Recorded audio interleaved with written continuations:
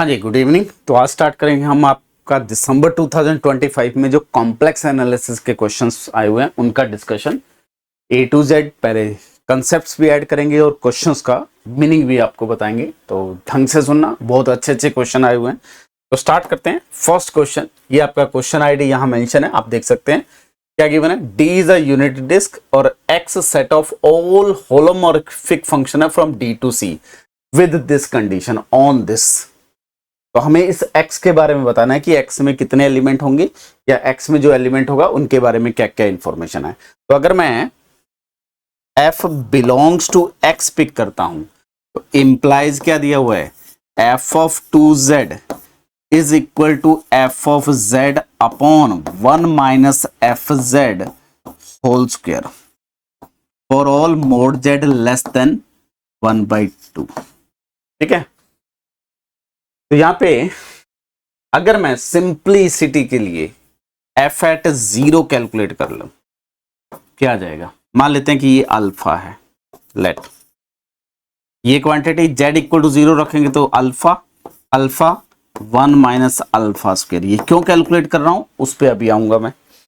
यह आ जाएगा आपके पास alpha into 1 minus alpha square equal to alpha, या तो अल्फा 0 होगा या 1 minus alpha, alpha cancel out हो जाएगा। तो अगर अल्फा 0 हो गया तो implies F at 0 equal to 0, और अगर अल्फा नॉट इक्वल टू 0 है तो 1 minus alpha square equal to 1 लिख सकते हैं। अल्फा गेट कैंसिल आउट, तो अगेन अल्फा इक्वल टू क्या आ जाएगा, 0 कैंसिल आउट। ओके, तो इसका मतलब क्या है, एफ जो भी फंक्शन है जो इस कंडीशन को सेटिस्फाई कर रहा है वो 0 पे वैल्यू 0 देगा।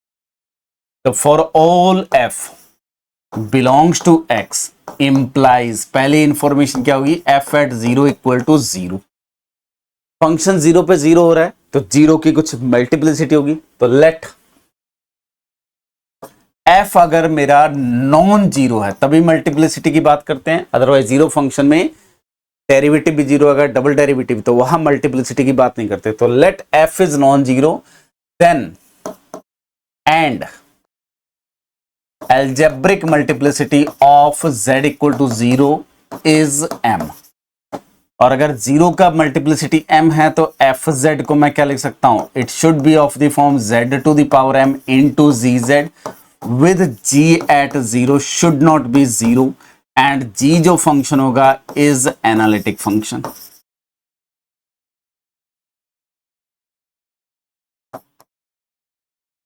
ठीक है, अब अगर मैं ये सारी चीजें अगेन इस इक्वेशन में पुट कर दूं तो f ऑफ 2z का मतलब क्या है, 2z to the power m g of 2z is equal to z to the power m g of z upon 1 minus G Z whole square.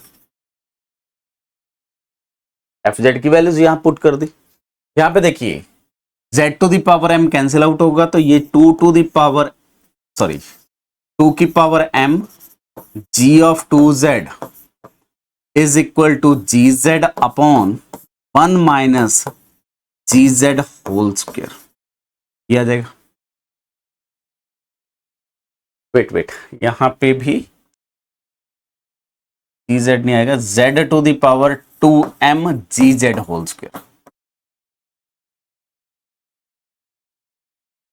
ठीक है, 1 minus z to the power 2m G Z whole square. Clear. अगर मैं z equal to 0 put करता हूं क्या आ जाएगा, 2 की power m g at 0 equal to g at 0, और g एट 0 हम क्या लेके चल रहे हैं, नॉन जीरो। तो इसका मतलब क्या हो गया, 2 की power m should be equal to 1। इसका मतलब क्या हो गया, m should be equal to 0। But हम क्या कह रहे हैं, फंक्शन के पास एटलीस्ट एक 0 तो है, विच इज अ कॉन्ट्राडिक्शन। आ गया, क्यों कॉन्ट्राडिक्शन आ गया, अगर ये नॉन जीरो फंक्शन होगा तो ऐसा होगा, अगर ऐसा होगा तो देयर इज अ कॉन्ट्राडिक्शन। तो implies f should be identically 0। तो इस सेट में जितने भी फंक्शन आएंगे वो थ्रू आउट क्या होंगे, 0 फंक्शन होंगे। तो सेट में कितने एलिमेंट आएंगे, एग्जैक्टली 1 एलिमेंट आएगा। तो फर्स्ट ऑप्शन फॉल्स हो गया। सेकेंड फॉल्स हो गया। Every element of x is open map. F जो है वो कांस्टेंट फंक्शन है, हर सेट को कहां मैप करेगा, सिंगलेटन जीरो पे।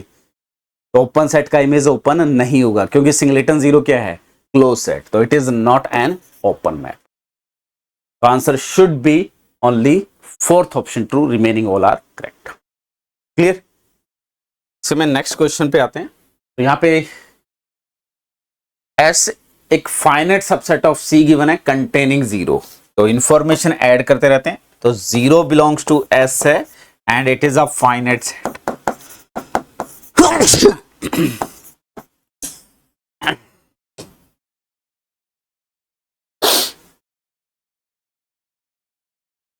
इसी पे नेक्स्ट क्वेश्चन पे आते हैं। यहां पे इस क्वेश्चन में S finite subset of C given है कंटेनिंग जीरो। तो S zero belongs to S है और it is a finite set, ठीक है। एंड एफ एक फंक्शन डिफाइन किया गया which is a C minus this S to C and it is holomorphic function. तो कुछ फाइनाइट पॉइंट को छोड़ के बाकी सारे पॉइंट पे डिफाइन किया गया which has a simple pole at zero.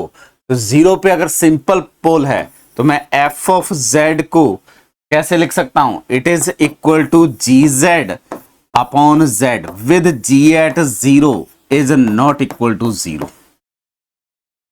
Clear. और ये जी जो होगा डेफिनेटली क्या हो जाएगा, analytic from C minus S minus singleton zero to C. अब मैंने ये माइनस क्यों करा, क्योंकि जीरो पे सिंपल पोल है तो जी जेड के पास कोई भी सिंगुलरिटी नहीं हो सकती। अगर जी जेड के पास जीरो पे कोई और सिंगुलरिटी आ गई तो या तो वो सिंपल पोल नहीं रहेगा, जी जेड अगर जीरो हो गया तो आपका ये रिमूवेबल हो सकता है। तो इसलिए जी जेड एनालिटिक होगा इस जीरो के नेबरहुड में भी, ठीक है। गामा आर आपको क्या दिया हुआ है, a circle with radius R दिया हुआ है, अब चेक कर सकते हैं ये, ठीक है। तो गामा आर उसको क्या लिख सकता हूं, gamma of R T is क्या दिया हुआ है, it is a mod of Z is equal to R given है। Clear. Which of following statement is necessarily true. बस ये इंफॉर्मेशन अगर पता लग गई तो ट्राई कंक्लूजन आ जाएगा। पहला कह रहा है कि function F of one upon Z has removable singularity at zero. अगर मैं जी जेड को सिंपल कांस्टेंट फंक्शन ले लूं, पहला एग्जांपल क्या बना सकता हूं, F Z is equal to one upon Z ले सकता हूं। ये फंक्शन ये गिवन सारी इंफॉर्मेशन को सेटिस्फाई कर रहा है, जेड इक्वल टू जीरो पे डिफाइन नहीं है। अगर मैं F of one upon Z बनाऊंगा वो क्या आ जाएगा मेरे पास जेड, और जेड इक्वल टू जीरो पे डिफाइन नहीं है तो F of one upon Z के पास जेड इक्वल टू जीरो पे क्या होगा, रिमूवेबल सिंगुलरिटी होगा, नहीं सॉरी एसेंशियल सिंगुलरिटी नहीं होगा, इस केस में रिमूवेबल सिंगुलरिटी होगा क्योंकि जीरो पे डिफाइन नहीं है। तो ये जो काउंटर एग्जांपल है फर्स्ट, ये किसका एग्जांपल है, एग्जांपल ऑफ बी ऑप्शन, वो खत्म हो गया। फर्स्ट ऑप्शन में कह रहा है कि वो रिमूवेबल सिंगुलरिटी है, कहां पे, एफ वन अपॉन जेड, यानी कि एफ जेड का इंफिनिटी पे रिमूवेबल। तो एक ऐसा फंक्शन बना लो जो एसेंशियल सिंगुलरिटी रखे, जैसे F of Z is equal to one upon Z plus इसमें कुछ ऐसा फंक्शन ऐड कर देते हैं, सारी प्रॉपर्टी सेटिस्फाई करेगा। जी जेड को क्या ले लेंगे, उसके अकॉर्डिंग आप चेंज कर सकते हैं E to the power Z के साथ कोएफिशिएंट लेके। जब मैं यहां पे F of Z one upon Z बनाऊंगा तो वो आ जाएगा Z plus E to the power one by Z. अब इसके पास जेड इक्वल टू जीरो पे क्या है, एसेंशियल सिंगुलरिटी, तो इंप्लाइज जो आपका फर्स्ट ऑप्शन है वो डिस्कार्ड हो गया। यहां इंपॉर्टेंट है थर्ड और फोर्थ ऑप्शन। थर्ड ऑप्शन कह रहा है कि अगर ये इंटीग्रल जीरो है for some R greater than zero, T में क्या कह रहा है, सॉरी देन एस कह रहा है नॉट अ सिंगलेटन सेट। तो मैं अज्यूम कर लेता हूं थर्ड ऑप्शन के लिए,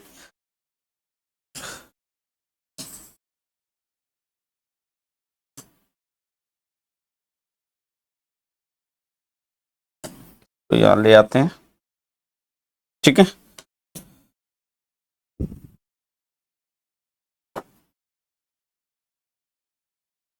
थर्ड ऑप्शन पे आ रहा हूं मैं। अगर मैं अज्यूम करता हूं कि integral gamma R F of Z D Z equal to 0, ठीक है, for some R greater than 0। R क्या है यहां पे? Greater than 0 for some are.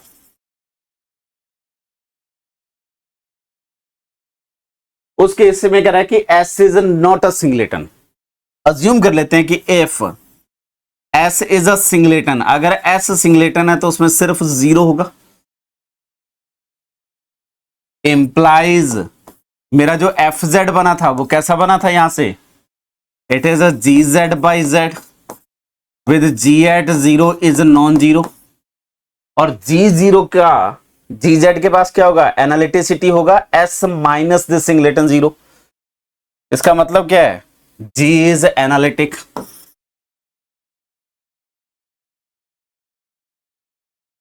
On mod Z less than और इक्वल टू आर, इस पूरे रीजन पे एनालिटिक होगा। Implies the integral value F Z D Z mod Z equal to R पे, ये तो दिया हुआ है, इज इक्वल टू क्या हो जाएगा? Integral mod Z equal to R G Z upon Z D Z. यहां पे कोशी इंटीग्रल फॉर्मूला यूज करेंगे तो it is 2 pi iota into G at 0, और जी एट 0 क्या है? नॉन 0, तो this quantity is not equal to 0। लेकिन उसने क्या दिया हुआ है? दिस इज 0, तो दिस इज अ कॉन्ट्राडिक्शन। तो अगर आपका ये इंटीग्रल 0 है किसी भी आर के लिए तो S should not B singleton set. तो सी ऑप्शन मैंने और थर्ड ऑप्शन मैंने प्रूफ कर दिया, फर्स्ट और सेकंड मैंने डिस्कार्ड कर दिया। फोर्थ ऑप्शन की बात करते हैं।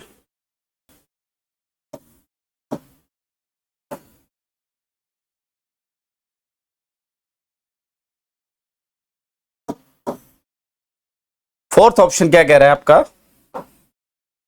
कि S is not singleton and then this integral 0 for some R greater than 0। तो मैं एक सिंपल एग्जांपल पिक करता हूं। एस में दो एलिमेंट पिक कर लेता हूं 0,2।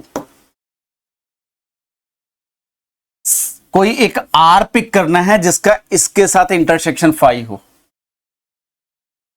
और आर ऑलरेडी क्या? पॉजिटिव। तो इसका मीनिंग क्या है? थोड़ा सा पहले वो ड्रॉ कर ले ताकि चीजें आपको समझ आ जाए। अगर मैं यहां पे वाई एक्सेस बनाता हूं, एक्स एक्सेस बनाता हूं, ये सर्किल है विद रेडियस आर, ठीक है। तो यहां पे एक सर्किल बना लेते हैं और इसको यहां पे प्लेस कर देते हैं। ये जो रेडियस है ये मेरे पास आर है, मुझे एक ऐसा आर पिक करना है जिसका इसके साथ इंटरसेक्शन 5 हो। मैंने एस में दो एलिमेंट लिए, बाउंड्री पे कोई पॉइंट नहीं होना चाहिए, तो मैं आर क्या पिक कर सकता हूं? R should not be equal to 2। अगर आर इक्वल टू 2 लूंगा तो ये एस में 2 है और इस सर्किल पे भी 2 आ जाएगा, तो ये इंटरसेक्शन नॉन एम्प्टी हो जाएगा। रेडियस 0 हो नहीं सकता, तो 0 कभी इस सर्किल की बाउंड्री पर लाई नहीं करेगा। तो मैंने आर नॉट इक्वल टू 2 कुछ भी पिक कर लिया।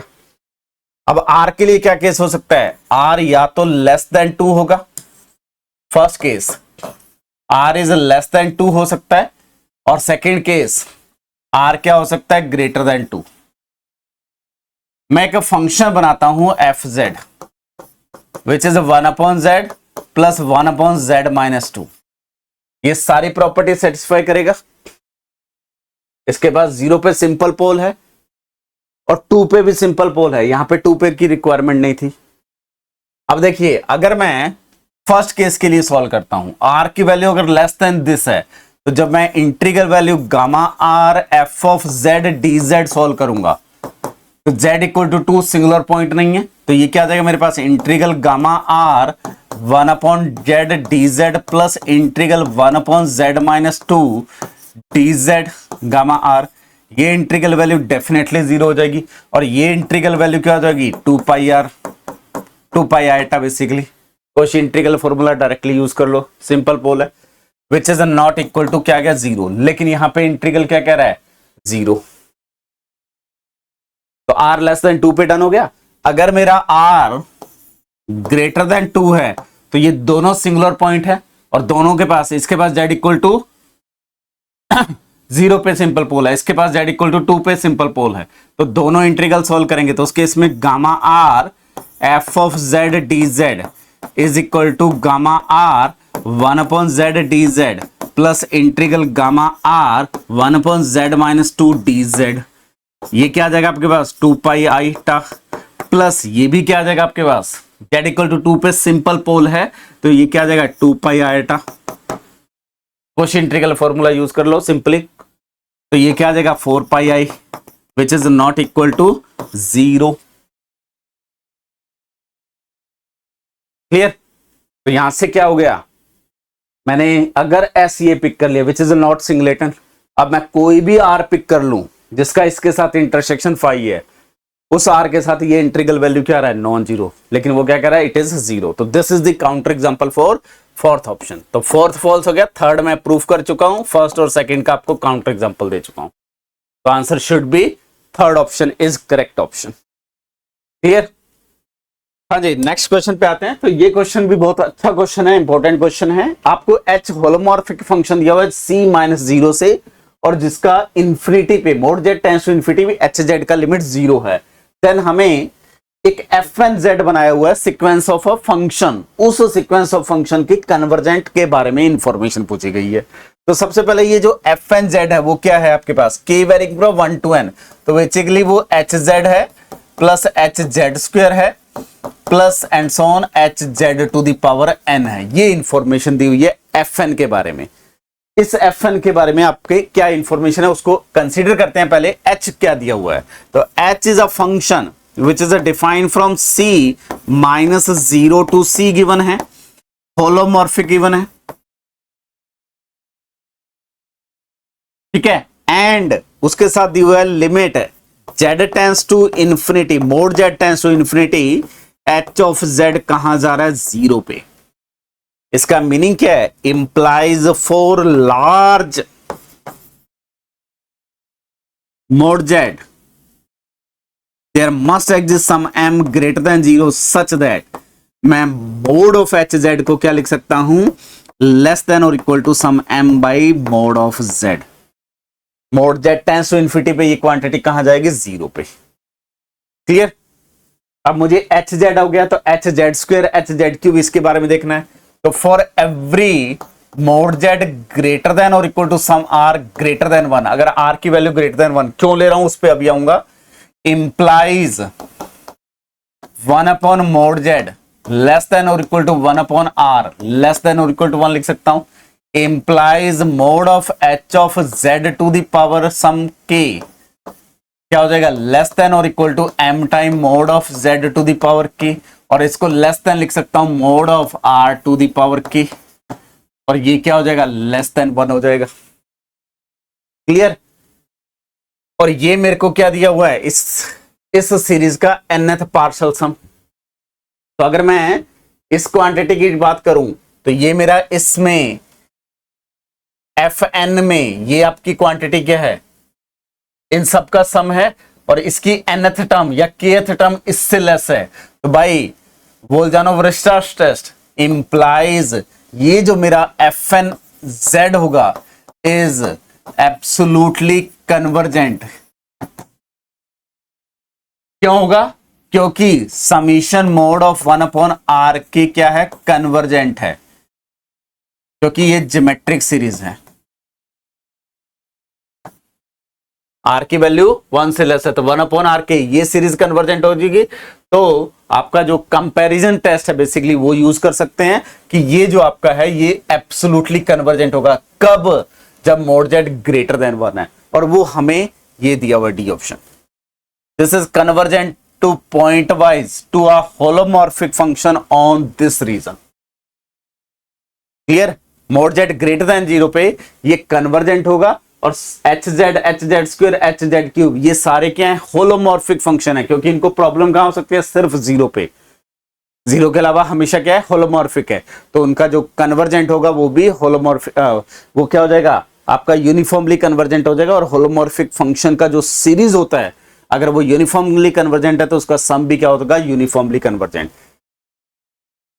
तो फोर्थ ऑप्शन आपका डायरेक्टली ट्रू हो गया। और अगर ये सिंगल क्रैक क्वेश्चन है तो यहां से आपका काम खत्म हो गया।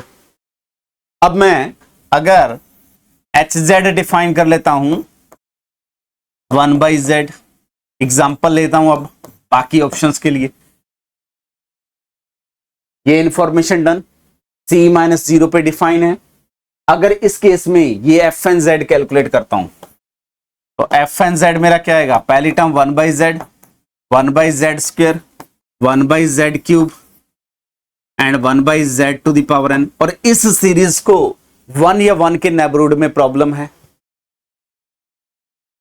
इस सीरीज का प्रॉब्लम कहां है, 1 या 1 के नेबरहुड में। बेसिकली ये u+1 u+2 इस टाइप की सीरीज है। तो it is not convergent in a neighbourhood of 1 के नेबरहुड में कन्वर्जेंट नहीं है। पहला ऑप्शन क्या कह रहा है, for all mod z greater than 1। तो z mod z equal to 1 पे ये क्या कन्वर्जेंट की गारंटी है, false. Second, for all d-0, d आपका क्या है, यूनिट डिस्क है। तो मैं z इक्वल टू 1 के नेबरहुड में जा सकता हूं, 0 हटाया इसमें से, तो z इक्वल टू, आप देखो आपको जो रीजन दिया हुआ है d, वो एक यूनिट डिस्क दिया हुआ है।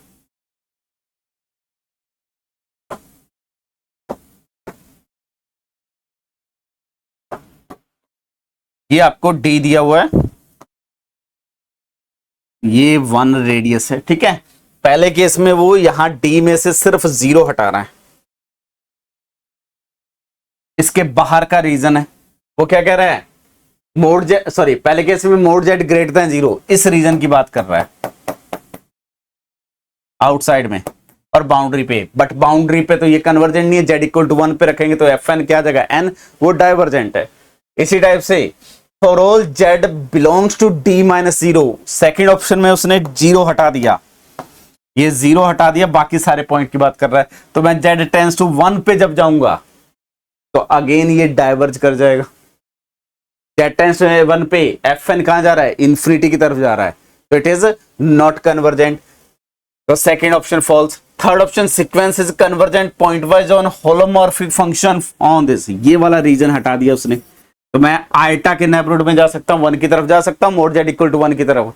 तो आयटा के नेबरहुड में ये कहां जाएगा, डाइवर्जेंट हो जाएगा। तो implies it is not convergent. तो पहले तीनों ऑप्शन का काउंटर एग्जांपल आप दे सकते थे। तो एक मेथड था सिर्फ आप ये एग्जांपल लेके 3 ऑप्शन डिस्कार्ड कर सकते थे, दूसरा मेथड था डी को आप प्रूफ कर सकते थे। क्लियर है? हाँ जी, मूव करते हैं नेक्स्ट क्वेश्चन पे। तो नेक्स्ट क्वेश्चन में आपको कुछ इंटीग्रल वैल्यू फाइंड करनी है। यहाँ पे गामा आर एक रीजन दिया हुआ है जिसपे इस इंटीग्रल को सॉल्व करना है। तो पहले मैं डायरेक्टली इंटीग्रल के बारे में लिखता हूं।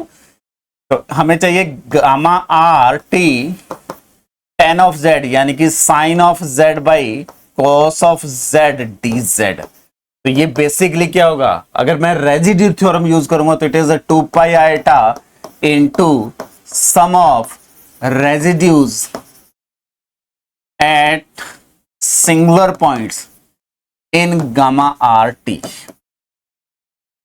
ठीक है, जो भी आपका एफ जेड है उसके रेजिड्यू का सम आ जाएगा इनटू 2 पाई आयटा। ठीक है, अब रेजिड्यू अगर देखना है तो पहले सिंगुलर पॉइंट देखने होंगे। तो सिंगुलर पॉइंट कहां आएंगे, जहां cos of z equal to 0, यानी कि z इक्वल टू क्या आएगा आपके पास 2n प्लस 1 पाई बाई 2, यानी कि n और यहां कहां से होगा, इंटीजर होगा। तो आपके पास सिंगुलर पॉइंट क्या आगे, minus pi by 2 pi by 2, minus 3 pi by 2 3 pi by 2 and so on. ये सारे सिंगुलर पॉइंट्स आ जाएंगे पाई बाई 2 के ओड मल्टीपल। अब हमें जो रीजन दिया हुआ है उसमें सिंगुलर पॉइंट डिसाइड करने हैं और उसके अकॉर्डिंग रेजिड्यू देखना है। तो पहले मैं रेजिड्यू ऑफ एफ जेड की बात कर लेता हूं। मेरे पास एफ जेड किस टाइप का फंक्शन दिया हुआ है, it is something G Z by H Z. ये एनालिटिक है और ये भी एनालिटिक है। ठीक है, दोनों एनालिटिक हैं। तो अगर मैं z equal to z naught की बात करूं और ये सारे z equal to Z naught क्या है, एच जेड के सिंपल जीरोस हैं और जी जेड के जीरो नहीं है, तो z equal to Z naught क्या है, सिंपल पोल हैं ऑफ एफ जेड।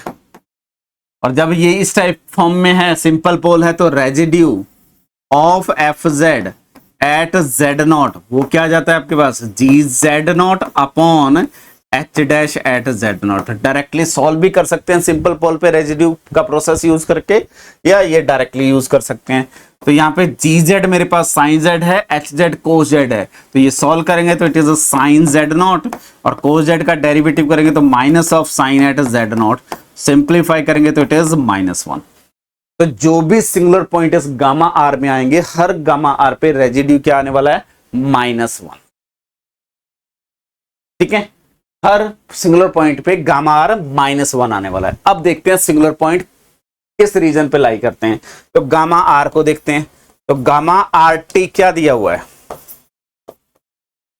माइनस, इसको मैं ले सकता हूं 2 plus iota equal to R E to the power 2 pi iota T, ये लिख सकता हूं। ये मेरे पास क्या है, समथिंग z1 है, तो mod of gamma R minus z1 की अगर बात करूंगा तो वो इक्वल टू आर आ जाएगा। तो बेसिकली गामा आर क्या है, एक सर्किल है जिसका सेंटर एट z1, z1 क्या है 2 plus eta and radius r है, और r की वैल्यू क्या वेरी कर रही है, 1 एंड 2 के बीच में। क्लियर? तो अगर मैं फर्स्ट सर्किल ड्रॉ कर, फर्स्ट r इक्वल टू 1 के लिए डिस्कस करता हूं, तो y axis, x axis and x, तो पहले पॉइंट ड्रॉ कर लेते हैं। पॉइंट कौन सा है, 2 प्लस आयटा, तो x डिस्टेंस कितनी है 2, y डिस्टेंस कितनी है 1, ये कोई पॉइंट है 2 प्लस आयटा, और r इक्वल टू 1 के लिए बात कर रहे हैं, तो रेडियस मुझे क्या पिक करना है 1, तो इसको यहां पे शिफ्ट कर देते हैं, रेडियस 1 लेना है। अब देखो ये डिस्टेंस भी 1 है, उसके अकॉर्डिंग आप इसको यहां एडजस्ट करेंगे। ठीक है, ये आपका जो पॉइंट रेडियस है वो 1 है, और ये जो पॉइंट के कोऑर्डिनेट है वो 2,1 है, x component 2, y component 1। Clear? अब देखो आपके पास जो सिंगुलर पॉइंट है वो -π/2 बाहर होगा, -3π बाहर होगा, 3π/2 इट इज 9.28/2, यानी कि 4.67, वो इस रीजन पे आ जाएगा, क्योंकि सारे जो सिंगुलर पॉइंट है वो रियल लाइन पे है। π/2 की वैल्यू समथिंग 1.57 अप्रोक्सीमेटली, π/2 की वैल्यू 22/14, तो 1 पॉइंट समथिंग, ये डिस्टेंस कितना है 2, तो यहां कहीं ना कहीं π/2 होगा। ठीक है, आगे जाके कहीं ना कहीं 3π/2 होगा, 4 पॉइंट समथिंग, ये कौन सा कोऑर्डिनेट है, 2 पॉइंट है, यहां पे कहीं ना कहीं 1 आएगा, ये 1 पॉइंट समथिंग आएगा, तो π/2 कहीं ना कहीं यहां पे होगा, 3π/2 यहां पे होगा, नेगेटिव पॉइंट इस साइड आ जाएंगे, बाकी साइड। तो ये जो r इक्वल टू 1 पे मैं डिस्कस कर रहा हूं, F Z has no singular point in gamma R T, और अगर कोई भी सिंगुलर पॉइंट नहीं है तो कॉशी थ्योरम से जो इंटीग्रल वैल्यू होगा gamma 1 F of Z D Z, वो डायरेक्टली क्या हो जाएगा 0। ठीक है, तो पहला ऑप्शन फॉल्स हो गया, सेकंड ऑप्शन फॉल्स हो गया। थर्ड ऑप्शन गामा 2 के बारे में बात कर रहा है, तो उसको भी मैं ड्रॉ करके दिखा देता हूं आपको। ये y एक्सेस पिक कर ली, ये x एक्सेस पिक कर ली, और हमें चाहिए पॉइंट से दिस इज 2,1 सॉरी 2,0, और यहां कहीं ना कहीं 2,1 होगा।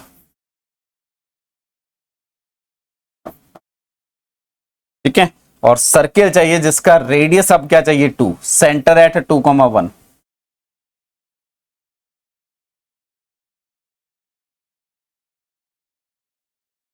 ये आपके पास डिस्टेंस 1 है, रेडियस 2 चाहिए,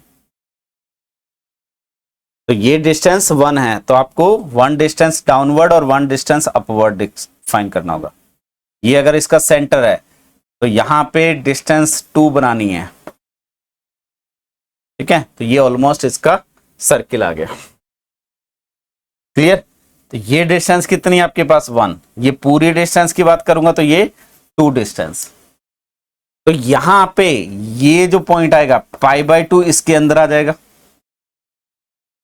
ये डिस्टेंस कितनी होगी 2 डिस्टेंस, तो 3π/2 इसके बाहर चला जाएगा, 5π/2 इस साइड चला जाएगा, नेगेटिव पॉइंट इस साइड चले जाएंगे, तो सिर्फ एक सिंगुलर पॉइंट आएगा π/2, और उस π/2 पे रेजिड्यू क्या हो जाएगा -1, तो 2π इंटू -1, तो गामा 2 क्या आ जाएगा माइनस साइन के साथ 2π आएगा। तो थर्ड ऑप्शन फॉल्स हो जाएगा, फोर्थ ऑप्शन करेक्ट हो जाएगा। प्रॉपर अगर मैं डिटेल में भी डिस्कस करूं तो ये क्वेश्चन 5 से 6 मिनट का है, क्लियर है। मूव करते हैं नेक्स्ट क्वेश्चन पे।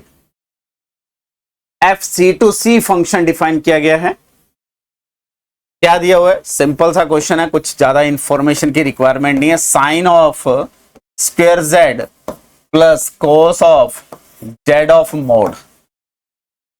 तो जब मैं मोड जेड बात करूंगा तो वो रियल नंबर है, तो ये जो फंक्शन है वो रियल वैल्यूड है, और ये आपका एंटायर फंक्शन है।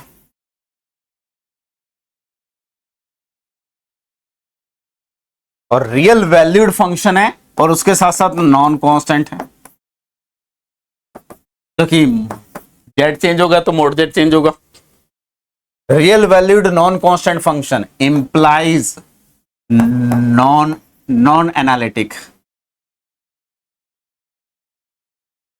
ये एनालिटिक नहीं होगा।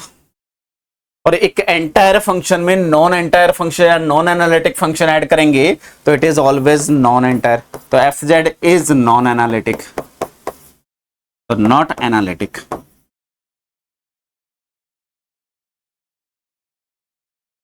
ठीक है, पहला ऑप्शन कह रहा है कि एफ इज रियल वैल्यूड, नहीं, sine Z square complex valued function है, तो ये जेड के रिस्पेक्ट में कॉम्प्लेक्स वैल्यू आएगी, ये रियल वैल्यू आएगी, सम इज कॉम्प्लेक्स नंबर, तो पहला ऑप्शन फॉल्स। सेकंड, हम ये जनरल प्रॉपर्टी जानते हैं, sine square W plus cos square W is equal to 1 होता है, तो ये जो आर्गुमेंट होते हैं अगर सेम है तो 1 होगा। यहां आर्गुमेंट जेड है, यहां मोड जेड है, तो अब Z equal to iota put करके देख लीजिए, Z equal to iota put करके देख लीजिए, ये आपका डिस्कार्ड हो जाएगा, क्लियर। तो ये गारंटी है कि हर जेड के लिए इक्वल 1 नहीं है, कुछ जेड के लिए F is not entire, true हो गया। F has a finitely many zero in imaginary axis, तो यहां पे इंप्लाइज ये क्या हो गया नॉन एनालिटिक। तो अगर मैं z को आयटा y पुट करता हूं तो मेरे पास जो साइन ऑफ आयटा y आएगा वो क्या आ जाएगा e to the power iota y minus e to the power minus e to the power iota iota y minus of e to the power minus iota iota y। या तो आप directly formula याद कर लीजिए किसका, sine iota y और sine hyperbolic, otherwise इसको use कर सकते हैं। तो ये आ जाएगा आपके पास e to the power minus y minus e to the power y upon 2 iota which is equal to, ये क्वांटिटी क्या है आपके पास माइनस साइन के साथ 1 upon iota sine hyperbolic y, ये लिख सकता हूं, और आयटा को अपसाइड लेके आएंगे तो iota time sine hyperbolic y, clear. तो sine iota y, Z equal to iota y पे बात कर रहा हूं, तो साइन स्क्वायर आयटा y क्या हो जाएगा, it is -1 sine minus of sine hyperbolic whole square y, ठीक है। और यहां पे cos square mod of iota y की बात करूंगा तो ये आपके पास क्या आ जाएगा कोस स्क्वायर y आ जाएगा, क्लियर है। अब देखो साइन स्क्वायर हाइपरबोलिक y, तो मैं सिंपली अगर मैं साइन की बात करता हूं तो साइन स्क्वायर का ग्राफ कुछ इस टाइप, साइन हाइपरबोलिक का कुछ ग्राफ इस टाइप का होता है, ठीक है, हमें इसको 0 करना है। तो बेसिकली कैसे करेंगे, थोड़ा सा पहले कैलकुलेशन करके दिखा देता हूं। इसके जीरोस देखने हैं कहां पे, इमेजिनरी एक्सिस पे, यानी कि आपके पास minus of sine square hyperbolic Y equal to क्या चाहिए, minus of cos square Y, तो माइनस कैंसिल आउट, तो sine hyperbolic Y equal to क्या चाहिए, cos of Y with plus minus sine ले सकते हैं। तो मैं साइन अगर वाई हाइपरबोलिक वाई का ग्राफ ड्रॉ करता हूं तो कुछ इस टाइप का ग्राफ होता है, it is a sine hyperbolic Y. और कोस फंक्शन का जो ग्राफ होता है कुछ इस टाइप का फंक्शन का ग्राफ आता है। तो ये एट मोस्ट कितने जीरो रखेगा इस पूरे रीजन पे, ये इंटरसेक्शन पॉइंट हो सकता है, यहां इंटरसेक्शन पॉइंट हो सकता है, तो इस पूरे रीजन पे maximum finite number of zeros रखेगा। वही यहां पूछा हुआ है, f has finitely many zeros on imaginary axis। Clear, तो डी ऑप्शन आपका ट्रू हो गया। तो answer should B third and fourth option. Move करते हैं नेक्स्ट क्वेश्चन पे। और ये बहुत अच्छा क्वेश्चन है और हर बार इस पैटर्न पे क्वेश्चन पूछा जाता है। तो मैं क्वेश्चन का पहले जनरल कंसेप्ट बताता हूं कि अगर आपको f कोई भी एक फंक्शन दिया हुआ है which is from unit open disc to unit open disc और एनालिटिक गिवन है, ठीक है, such that f at some a equal to 0 given है, a बिलोंग्स टू t है, यानी कि mod of a less than 1 है। a 0 हो गया तो हम डायरेक्टली स्वार्ज लेमा अप्लाई कर सकते हैं। स्वार्ज लेमा कहां काम करती है, अगर फंक्शन आपका यूनिट ओपन डिस्क से यूनिट ओपन डिस्क पे है और 0 पे फंक्शन की वैल्यू 0 है तो हम स्वार्ज लेमा, अभी मैं लिखूंगा वो क्या होती है, अदरवाइज स्वार्ज लेमा डायरेक्टली अप्लाई नहीं कर सकते। तो यहां अप्लाई करने के लिए क्या करेंगे, हम डिफाइन करेंगे एक psi function which is from D to D such that क्या होगा, psi of z is equal to z plus a upon 1 minus A bar 1 plus A bar z। a वही है आपके पास, और ये जो मैपिंग होती है ये बाइलिनियर ट्रांसफॉर्मेशन होती है, 1 1 ऑन 2 होती है, यूनिट डिस्क को यूनिट डिस्क पे डिफाइन करेगी। और उस केस में अगर मैं gz डिफाइन करता हूं which is composition of f with Sai, Sai D से डी पे है, f भी डी से डी पे है, तो this is also function from D to D. Clear, and psi analytic होगा, f एनालिटिक होगा यूनिट डिस्क पे, क्योंकि मोड ऑफ ए जो होगा, जब हम मोड ऑफ ए की बात करेंगे तो वो आपका यूनिट डिस्क पे, तो इसको प्रॉब्लम कहां आएगी, 1 अपॉन मोड ए पे, तो वो यूनिट डिस्क के बाहर हो जाएगा। तो साई जो होगा एनालिटिक होगा, 1 1 ऑन 2 होगा, gz एनालिटिक आ जाएगा। क्लियर, अगर मैं g एट 0 देखता हूं तो क्या आ जाएगा, f एट साई एट 0, और साई एट 0 देखिए क्या आएगा, z को 0 पुट करना है तो इट इज a, और f एट a क्या दिया हुआ है 0, तो g एट 0 0 हो गया, g d से d पे है।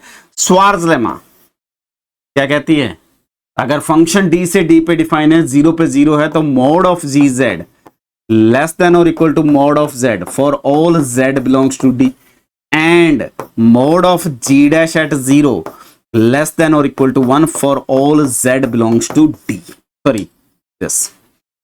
और इक्वलिटी कब होल्ड करेगी, अगर ये नॉन जीरो पॉइंट पे इक्वल हो जाए तो थ्रू आउट इक्वल होंगे, अगर ये इक्वल हो गया तो थ्रू आउट फंक्शन इक्वल होंगे। अब ये चीज हमें यहां पे अप्लाई करनी है। यहां पे देखो a इक्वल टू क्या दिया हुआ है, -1/2, तो मैं क्या करूंगा, डिफाइन करूंगा sine z is equal to z minus 1/2 and 1 minus a bar, तो 1 माइनस 1/2 z। सिंप्लीफाई करेंगे तो ये आ जाएगा आपके पास 2z minus 1 upon 2 minus z। आप देख सकते हैं इसके पास सिंगुलर पॉइंट कहां है, 2 पे है, तो यूनिट डिस्क पे ये आपका एनालिटिक होगा, और बाइलिनियर ट्रांसफॉर्मेशन है तो 1 1 आ जाएगा। ठीक है, डी टू डी डिफाइन होगा, इसका वैल्यू हमेशा ये मैपिंग जो यूनिट डिस्क को यूनिट डिस्क पे मैप करता है, जब हम बाइलिनियर पढ़ते हैं वहां हमने डिस्कस करा हुआ है। ठीक है, और अगर आपको डिटेल में देखना है तो मैंने वहां लेक्चर आपके पास अपलोडेड है, कॉम्प्लेक्स के प्लेलिस्ट पे जाके आप देख सकते हैं। कि बाइलीनियर यूनिट डिस्क, वो यूनिट डिस्क पे मैप करने वाली बाइलीनियर्स कौन सी होती है। क्लियर। अब डिफाइन करेंगे G Z which is F of psi of Z implies, ये कहां से डिफाइन होगा, basically D to D define होगा, और जी एट जीरो आपके पास क्या आ जाएगा, जीरो, और ये एनालिटिक फंक्शन होगा। Then by Schwarz lemma mod of gz less than or equal to mod of z for all z belongs to d and mod of g dash at 0 less than or equal to 1। अब हमें देखिए क्या दिया हुआ है, f at -1/5 find करना है, तो पहले उसको देख लेते हैं कैसे सॉल्व करेंगे।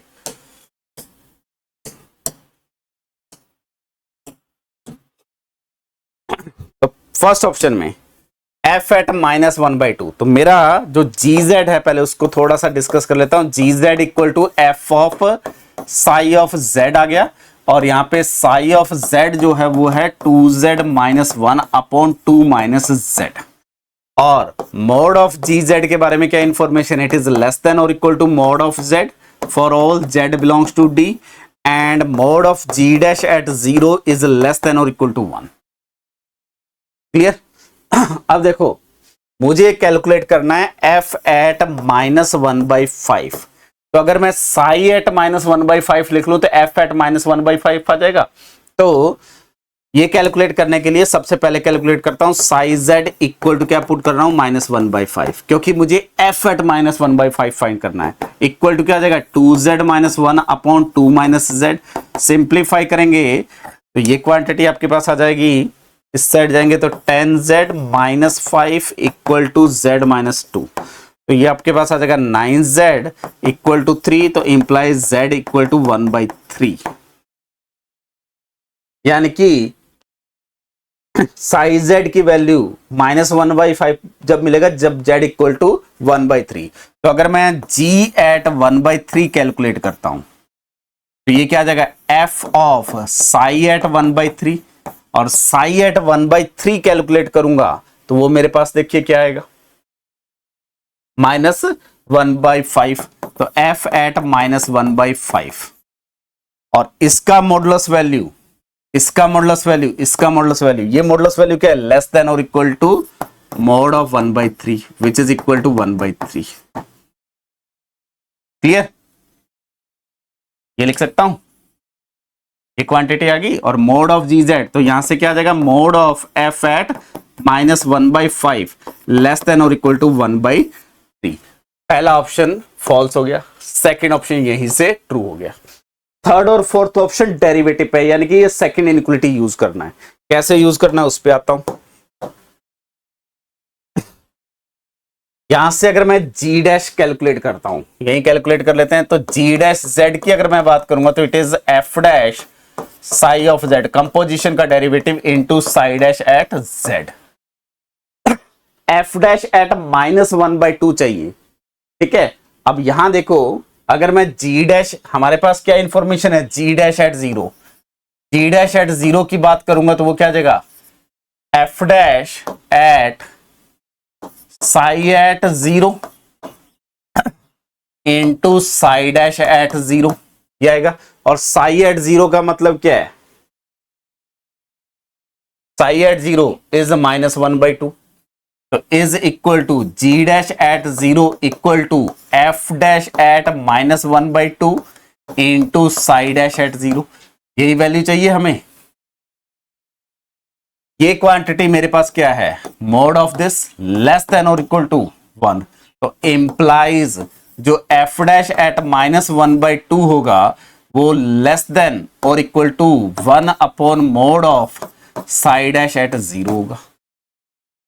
Sai dash at 0, psi z हमारे पास है तो साई डैश कैलकुलेट कर लेते हैं, तो साई डैश z वो क्या आ जाएगा आपके पास, 2 - z होल स्क्वायर, और यह आ जाएगा 2 इंटू 2 - z माइनस ये फंक्शन सेम, इसका डेरिवेटिव, तो वो माइनस माइनस प्लस 2z - 1, ठीक है। और directly psi dash at 0 calculate करेंगे तो ये क्वांटिटी आ गई 4, और ये 0 हो गया तो -1 अपॉन 4, तो ये आ जाएगा 3/4। ठीक है, ये वैल्यू पुट कर दो तो implies mod of, this is in mod of f at -1/2 is less than और इक्वल टू क्या आ जाएगा 4/3।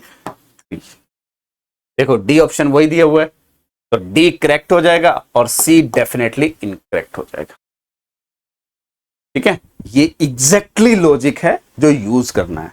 इसके अलावा आप कितने भी हिट एंड ट्रायल यूज करते रहो, वो मीनिंगलेस चीजें हैं। कोई भी आपको एग्जांपल बना के डिस्कार्ड कर दे ऑप्शन, तो वो हिट एंड ट्रायल है, एग्जाम में जरूरी नहीं है कि सॉल्व हो। और ये क्वेश्चन हर बार एग्जाम में आता है। तो application of स्वार्ज lemma and bilinear, इनका कॉम्बिनेशन पूछा जाता है। तो सबसे इंपॉर्टेंट पार्ट क्या है, आप जाके लर्न करिए कि यूनिट डिस्क को यूनिट डिस्क पे मैप करने वाली बाइलिनियर ट्रांसफॉर्मेशंस कौन सी हैं और उसको स्वार्ज लेमा में कैसे कनेक्ट किया जाता है। तो वो लेक्चर्स आपके यूट्यूब चैनल पे अवेलेबल है, वहां पे भी आप देख सकते हैं इन सारे को। ठीक है, तो मूव करते हैं नेक्स्ट क्वेश्चन पे। तो नेक्स्ट क्वेश्चन में आपको एफ एंटायर फंक्शन दिया हुआ है और जी जेड दिया हुआ है fz -1/z और z नॉट इक्वल टू 0 है। फंक्शन के बारे में, जी के बारे में इंफॉर्मेशन पूछी हुई है, तो मैं लिख लेता हूं जी जेड आपके पास क्या होगा f ऑफ z -1/z और f क्या दिया हुआ है, एंटायर दिया हुआ है। तो जैसे ही f एंटायर फंक्शन है तो उसका 0 के नेबरहुड में टेलर सीरीज एक्सपेंशन डिफाइन कर सकते हैं।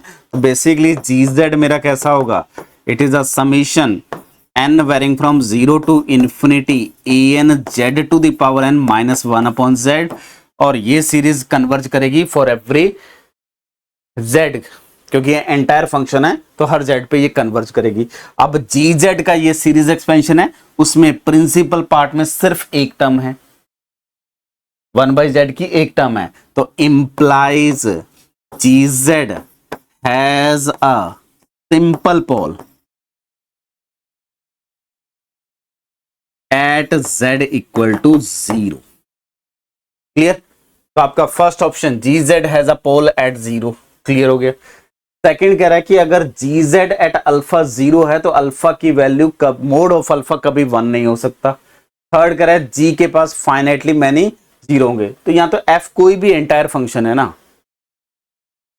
fz -1/z, तो g को आर्बिट्ररी में कितने भी फंक्शन बना सकता हूं। तो जैसे सेकंड ऑप्शन की अगर बात करता हूं, तो अगर fz को मैं पिक कर लेता हूं z, एंटायर फंक्शन है, तो इंप्लाइज gz मेरा क्या बन जाएगा, it is z -1/z equal to क्या आ जाएगा z² -1/z इक्वल टू, अगर 0 पुट करता हूं या मान लेते हैं g at some alpha equal to 0 है, तो ये आ जाएगा implies α² -1/α equal to 0।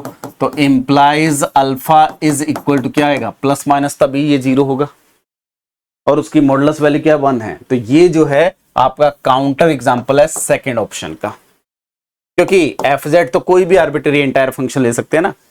Similarly g has only finitely many 0, तो fz को ऐसा फंक्शन ले लो जिसके पास इनफाइनाइट पॉइंट्स पे वो सब्ट्रैक्ट करने के बाद इनफाइनाइट जीरोस मिल जाए। तो अगर मैं f ऑफ z को सिंपली e⁻z पिक कर लेता हूं, तो इंप्लाइज मेरा gz क्या आ जाएगा, e⁻z -1/z इक्वल टू, अगर 0 रखूंगा तो ये z e⁻z -1 इक्वल टू 0 रख सकता हूं, यानी कि z e⁻z इक्वल टू 1। और इस इक्वेशन के पास कितने सोल्यूशन होते हैं, infinite solution, it has infinite solution. Clear, क्योंकि एक्सपोनेंशियल फंक्शन है तो आप इसको सॉल्व कर सकते हैं। z equal to r e⁻i put कर दीजिए, देन सॉल्व करेंगे तो इट हैज इनफाइनाइट सॉल्यूशन। तो सी ऑफ थर्ड ऑप्शन भी गलत है। सी ऑप्शन के लिए और फोर्थ ऑप्शन के लिए बेसिकली बात करते हैं। इसको यहां पे लिख लेते हैं, f has a g has a simple pole at z equal to 0। ठीक है, फोर्थ ऑप्शन की बात करते हैं।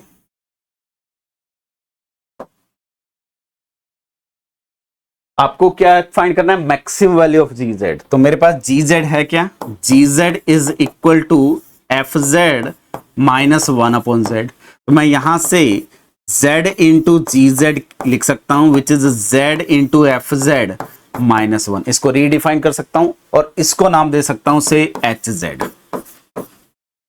ये डेफिनेटली अब सी टू सी डिफाइन है, ठीक है। z into G Z define कर लिया, सी टू सी है, एंटायर है, क्योंकि f एंटायर है, z इंटू एफ एंटायर हो जाएगा, z into F Z minus 1 entire हो जाएगा। हमें क्या कह रहा है, मोड z इक्वल टू 1 पे इसका मैक्सिमम चाहिए। तो अगर मैं मैक्सिमम मोडुलो प्रिंसिपल लगाता हूं, maximum value mod of z less than और equal to 1, mod of H Z is equal to maximum value of mod z is equal to 1 mod of F H Z लिख सकता हूं। Maximum modulo principal क्या कहता है, अगर कोई भी एनालिटिक फंक्शन है किसी एक यूनिटेड डिस्क में या एक किसी क्लोज सिंपली कनेक्टेड रीजन पे, तो उसका मैक्सिमम वैल्यू बाउंड्री पे मिलेगा। अगर वो नॉन कांस्टेंट हो गया तो मैक्सिमम बाउंड्री पे मिलेगा, अगर बाउंड्री पे कंटिन्यूस हो गया। लेकिन इन जनरल अगर वो इन एनालिटिक है तो बाउंड्री इंटीरियर पॉइंट पे मैक्सिमम नहीं मिलेगा। यहां पे एंटायर फंक्शन दिया हुआ है तो बाउंड्री पे कंटिन्यूस होगा, इनसाइड एनालिटिक होगा, तो मैक्सिमम मोडुलो थ्योरम यूज करेंगे तो इसका मैक्सिमम यहां मिलेगा, ठीक है। यानी कि ये इक्वल टू क्या हो जाएगा, maximum value of mod z is equal to 1 mod of z into G Z, H Z की वैल्यू पुट कर दी, इज इक्वल टू क्या है, maximum value of mod of z max of mod of z equal to 1 into mod of G Z कर सकता हूं, क्योंकि mode z 1 हो जाएगा। क्लियर। अब देखो जो एच जेड डिफाइन करा था, एच एट 0 क्या है, एच एट 0 क्या हो जाएगा, -1। तो मोड एच एट 0 वो क्या है, 1। ये वैल्यू 0 पे 1 है, मैक्सिमम वैल्यू जो होगी वो 1 या 1 से ग्रेटर होगी, तो ये यूज करेंगे तो इट इज ग्रेटर देन और इक्वल टू क्या हो गया, 1। ये प्रूफ करना था, डी ऑप्शन आपका प्रूफ हो गया। तो answer should B first and third option. कहीं भी किसी भी फंक्शन का मैक्सिमम पूछा गया है तो मैक्सिमम मोडुलो प्रिंसिपल यूज कर। क्लियर। ये आपका step by step proper solution है। मूव करते हैं नेक्स्ट क्वेश्चन पे। तो नेक्स्ट क्वेश्चन में आपको गामा 1t और गामा 2t दो कर्व गिवन है। बेसिकली एक सर्किल विद रेडियस 1 है, एक सेंटर एट 1 प्लस आइटा और रेडियस 1 गिवन है। अभी डिस्कस करेंगे क्यों है ऐसा, और ये इंटीग्रल वैल्यू फाइंड करना है। तो अगर मैं हर ऑप्शन में देखूं तो बेसिकली इंटीग्रल गामा r लिख सकते हैं इसको, dz fz dz कैलकुलेट करना है, ठीक है। और यहां पे fz जो फंक्शन दिया हुआ है it is 1/z sin z। तो पहले तो इसके सिंगुलर पॉइंट लिख लेते हैं, और यहां पे ये बेसिकली क्या आएगा, it is 2 pi iota into sum of residues of F Z at singular points lying in gamma R, जो भी आपको रीजन गिवन होगा, ठीक है। ये रेजिड्यू थ्योरम का यूज करके सॉल्व कर सकते हैं। अब इसके सिंगुलर पॉइंट क्या होंगे, जहां पे z sine of z equal to 0 होगा। z साइन z क्या होगा, जब 0 हो जाएगा तो वो सिंगुलर पॉइंट होंगे। z साइन z 0 कब होगा, इंप्लाइज या तो z 0 हो जाए या साइन z 0 हो जाए, इंप्लाइज z इक्वल टू 0 और z equal to n pi, n belongs to z, यही सिंगुलर पॉइंट है। तो यहां पे सिंगुलर पॉइंट्स की बात करेंगे तो z इक्वल टू 0 की अगर बात करेंगे तो वो क्या होगा, साइन z का भी 0 है और z इंटू z इसका भी 0 है। तो ये आपके पास बेसिकली पोल ऑफ ऑर्डर 2 है, ठीक है। This is a pole of order 2।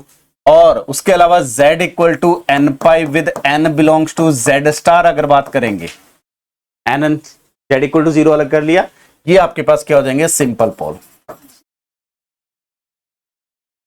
ठीक है। अब हमें जो गिवन रीजन है उस पे इसकी इंटीग्रल की वैल्यू देखनी है। तो रीजन ड्रॉ कर लेते हैं। पहले गामा 1 की बात करता हूं। गामा वन आपको क्या दिया हुआ है, gamma one T is equal to E to the power iota T, और टी वेरी कर रहा है 0 से 2 पाई। तो अगर मैं mod of gamma one T की बात करूंगा तो इट इज 1, तो it is a unit circle with unit circle है, सेंटर ऑब्वियसली 0 पे है। ठीक है, तो इसको अगर मैं यहां पे प्लेस करता हूं तो ये मेरा रेडियस 1 है and it is gamma one T.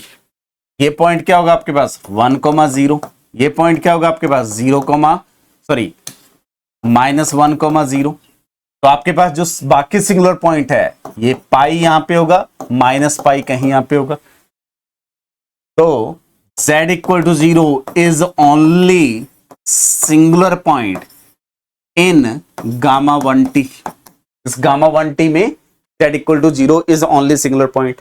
तो implies the integral value gamma 1 dz और fz dz is equal to 2 pi iota into residue of fz at z equal to 0। और z equal to 0 पे आपके पास ये क्या है, पोल of order 2 है। अब देखो रेजिड्यू लिखना है तो residue of f at z equal to 0, इसका मतलब क्या, it is a coefficient of 1/z in Laurent series expansion. अब z इंटू साइन z जब मैं करूंगा तो ये मेरे पास क्या आ जाएगा, z into Z minus z³ factorial plus z5/5 factorial and so on. जब इसको सिंप्लीफाई करूंगा तो it is z² z4/3 factorial. ठीक है, या मैं जब 1/z into sine of z solve करूंगा तो ये 1/z² इंटू ये क्या आ जाएगा आपके पास 1 minus z²/3 factorial plus z4/5 factorial and so on, इसकी पावर -1। जब मैं इसको बाइनोमियल से ओपन करूंगा और 1/z² से मल्टीप्लाई करूंगा तो कोई भी ऐसी टर्म नहीं है, क्योंकि यहां जो भी पावर आएंगी इवन पावर आएंगी, ये भी इवन पावर है, तो इसमें 1/z का कोई कोफिशिएंट नहीं है। वो हम डायरेक्टली देख सकते थे क्योंकि ये इवन फंक्शन है, और इवन फंक्शन है तो उसमें 1/z का या z का कोफिशिएंट हो ही नहीं सकता। तो ये आपका रेजिड्यू क्या हो जाएगा 0। तो this integral value should be equal to 0। तो पहला ऑप्शन करेक्ट हो गया, सेकेंड ऑप्शन इनकरेक्ट हो गया। जब मैं गामा 2 की बात करता हूं तो गामा 2 के बारे में डिस्कस कर लेते हैं।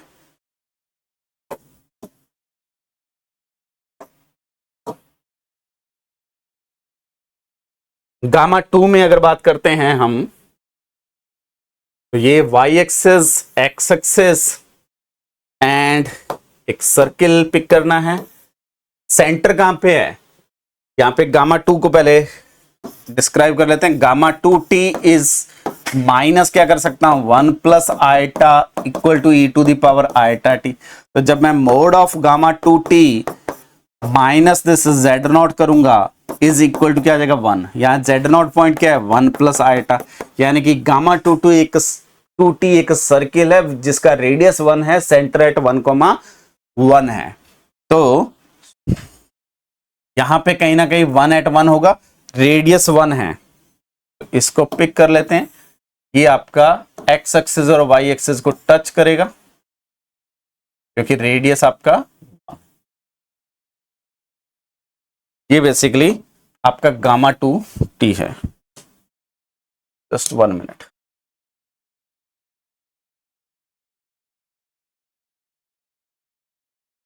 ये x एक्सिस और y एक्सिस दोनों को टच करेगा।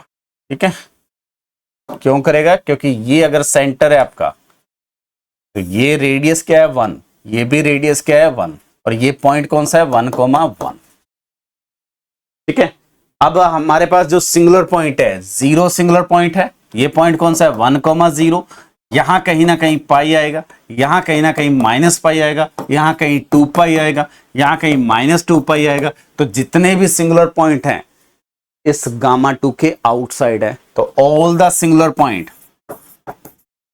Are lying outside of gamma 2t। यानी कि जो एफ जेड है वो आपका बेसिकली एनालिटिक है in gamma 2t by Cauchy theorem the integral value F gamma 2t F Z D Z equal to क्या हो जाएगा 0। तो ये आपका 0 हो गया, तो डी ऑप्शन ट्रू हो गया, ये आपका फॉल्स हो गया। और पहला मैं ऑलरेडी डिस्कस कर चुका हूं, तो answer should B first and fourth option correct. Simple calculation based question है। अगर आपको रेजिड्यू थ्योरम पता है और ये रीजन ड्रॉ करना आता है तो क्वेश्चन कंप्लीट हो जाएगा। ठीक है, तो ये था आपका जो आपका 2025 दिसंबर में पेपर आया हुआ है उसके क्वेश्चन कॉम्प्लेक्स एनालिसिस के। Thank you.